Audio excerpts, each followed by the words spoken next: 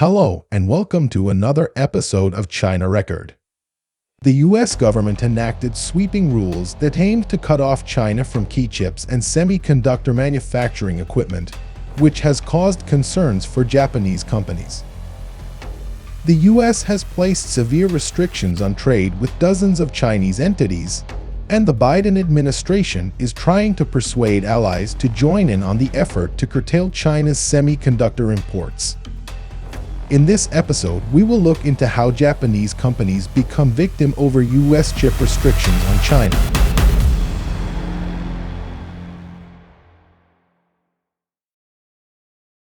The conflict between the United States and China over semiconductor technology dates back to the early 1980s when Morris Chang, a Taiwanese-American graduate of Stanford and MIT, founded the Taiwan Semiconductor Manufacturing Company (TSMC).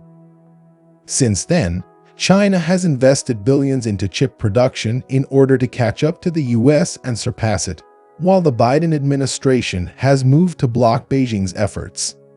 The US is currently dependent on chip production from Taiwan, and China is attempting to gain control of this production by putting economic and military pressure on Taiwan. The US is now investing in its own chip production to counter China's advances, with the CHIPS and Science Act providing $52 billion in support for semiconductor companies, and the Inflation Reduction Act providing funding for innovative research. President Biden's early October decision to block China's access to advanced semiconductors. The Beijing's government, always ahead of its rival, China, has been working over the years to catch up with the United States in advanced technologies, and Beijing established an ambitious Made in China 2025 program in 2015 to refocus its industries to compete in automation, microchips, and self-driving cars. So this is how it began. Competition and conflict with the United States have led to the rise of techno-nationalism in China. It's happened during Donald Trump's administration. President Donald Trump's sanctions on Chinese tech corporations such as Huawei fueled the first wave of techno-nationalism in the country. Nothing has changed when the US has its new president after Trump. President Biden's export controls and addition of other Chinese companies to a list of sanctioned entities has renewed Chinese determination to close the gap in its technological prowess with America. China imported more than $400 billion worth of chips in 2021. 30% of revenue of American semiconductor companies comes from sales to China. China will have to rely on domestic chip producers now, which are expected to meet about 70% of its market demand by 2025. On the early December of 2022, there's a report said that China government is working on a more than 1 trillion yuan or $144 billion support package for its semiconductor industry. Beijing plans to roll out what will be one of its biggest fiscal incentive packages, allocated over 5 years, mainly as subsidies and tax credits to bolster semiconductor production and research activities at home. Al Jazeera reported on the 14th of December that the plan could be implemented as soon as the first quarter of 2023.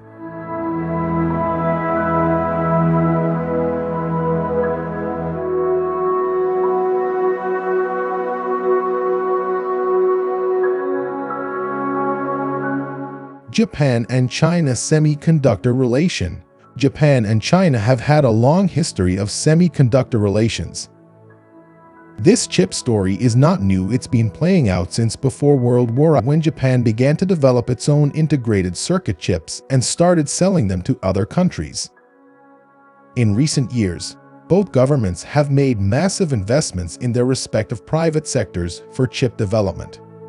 This cooperation between Japanese and Chinese manufacturers has been beneficial for both sides, as they can now access each other's markets for more advanced equipment and materials at lower prices than if they were to purchase from foreign companies.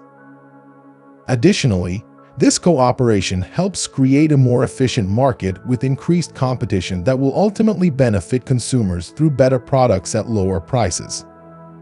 In the early 1990s, Japanese scientists developed advanced chips for IBM. This technology was then shared with Chinese companies, allowing them to create nanometer chips quickly and cheaply. One such company is Rapidus, founded by Japanese scientist Hiroki Noshida in 2000.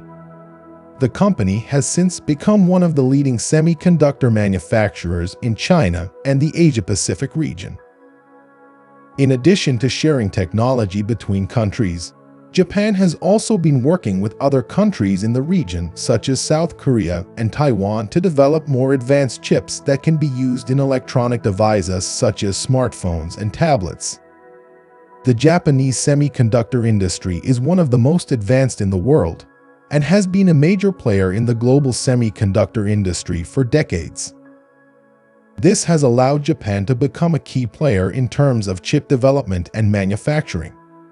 The Japanese government has also provided financial assistance to its manufacturers in order to keep them competitive with their counterparts from other countries such as China.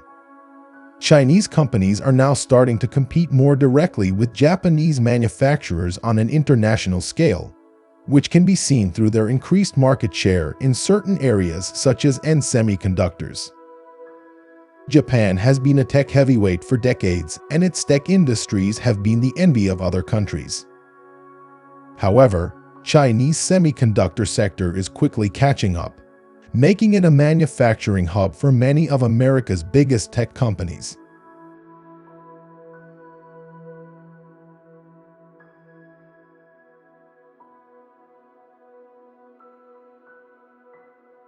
Restriction on China is hurting Japanese companies.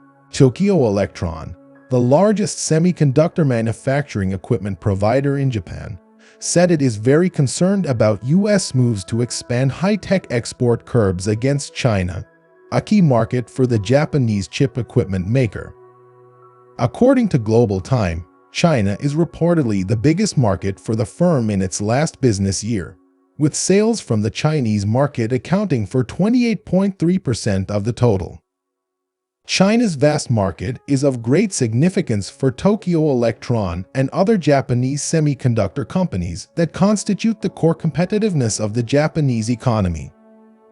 Global Times said that when the U.S. government enacted sweeping rules that aimed to cut off China from key chips and semiconductor manufacturing equipment, Japanese semiconductor companies may fall victim to U.S. government bullying. The Biden administration has made it clear that it wants to take action against Chinese companies that it believes are involved in unfair trade practices or infringing upon intellectual property rights. But for now, the sweeping rules are having a significant impact on Japan as a result of the U.S. chip restrictions on China.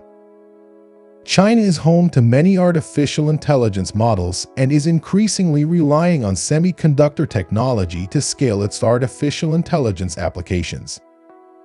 This has made it an important part of the tech trade in recent years. However, with these sweeping restrictions, China's ability to manufacture semiconductors and other components has been significantly curtailed due to specific export controls imposed by the U.S. government. As a result, Japanese semiconductor companies have been forced to find alternate sources of manufacturing equipment and components from other countries in order to keep up with their exports. The situation has become so dire that some Japanese companies have even had their factories closed down due to lack of materials as a result of these restrictions imposed by the U.S. government on Chinese exports. This could potentially have an even larger impact if left unchecked, as it could lead to further disruption in global supply chains that rely heavily on Chinese-made components for their production processes. That's all for today's video. If you enjoyed it, please like and subscribe to our channel. Thank you for tuning in, and we'll see you at the next one. Until then, stay tuned and good luck.